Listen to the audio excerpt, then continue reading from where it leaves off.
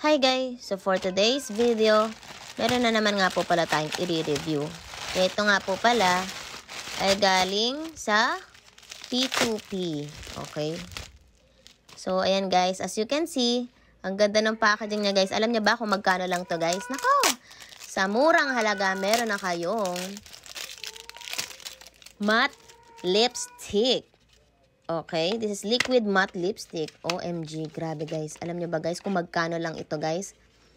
Ha? 300 lang yan guys. Napakasulit nga naman talaga. Tapos marami pa siyang shade na mapagpipilian. Oh, panis. Lahat yan, kasama yan sa 300. Grabe ang mura nito guys. So ayan guys, as you can see, nakasealed pa siya guys. Ito, try natin to. Sabi nila guys, ano daw to? Kiss proof daw to. Tsaka, transfer proof. Tignan natin guys. So ayan siya guys. Ito yung shade ng unang lipstick. Okay. So this is red brown.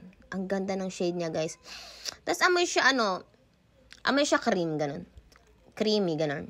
Parang alam mo yung cake ganun, mga ganung amoy. So ayan guys, tignan natin kung kiss proof. At ayan guys, kiss proof po siya. As you can see, hindi siya nag-transfer. So, this is 100% kiss proof.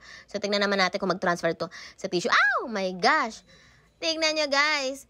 Transfer proof din po siya. Painin tayo mag-check out.